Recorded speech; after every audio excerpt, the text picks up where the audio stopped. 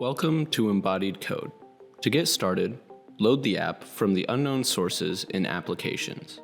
Once it loads, you will be prompted to sign in as a guest or with your user login.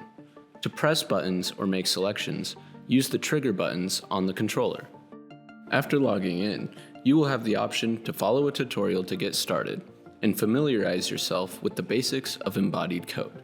It starts by introducing you to the main menu, which contains easy access to all of the primary functions of Embodied Code.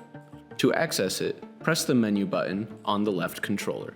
The menu allows quick and easy access to load examples and tutorials and save and load scenes that you have created. It also has easy access to the node library and other options. The next step of the tutorial explains how to move and manipulate objects. It spawns a cube that you can pick up, move, and rotate by holding the trigger while pointed at it.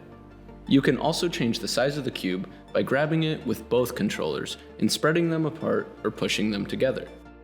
Next is moving, which is done by teleporting. By holding the left stick forward, a teleport ray will appear towards where you are pointing. Try moving close enough to knock over the tower of cubes. Now, for creating code.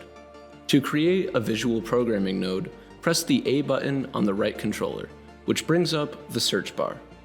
From there, search for and select the cubes node to create it. To delete it, simply click the X on the corner of the node. To continue to make your first functioning code, search for the slider and select the UI slider integer node.